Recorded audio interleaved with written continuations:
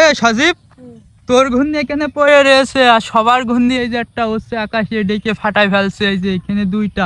বুঝলাম না কিছু, আজকে তোর ঘূর্ণির কি হলো? নিচে উঠবে? কারণ কি?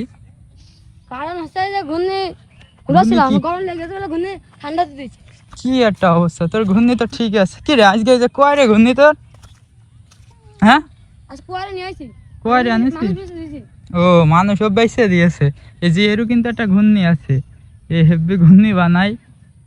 তোটা বাইসে দিলি কা টাকার জন্য? কি করবো, ঘূর্ণি বাড়িতে তুমি দিচ্ছে না।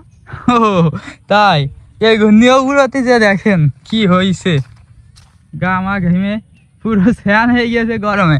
আর ওরা কিন্তু শান্তিতেই ঘূর্ণি উড়ে, দেখেন এখানে দুইটা ওড়ে, তারপরে এখানে একটাই দেখেন, তারপরে আরো একটা আছে এই যে নিচেই। ও এখানে আরো একটা কি উড়াই নাকি? ও এটা পাখি, পাখির আমি ঘূর্ণি মনে করছি। তো যাই হোক, আমাদের কিন্তু মাঠটা অনেক বড় দেখেন। এই মাঠে যদি ঘুড়ি উড়ানো হয় কি বলবো, অস্থির ওড়ে ঘুড়ি। কি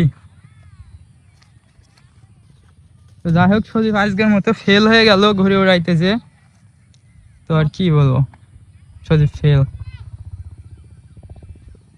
আর ওই যে রাকিব, ঘুড়ি কই?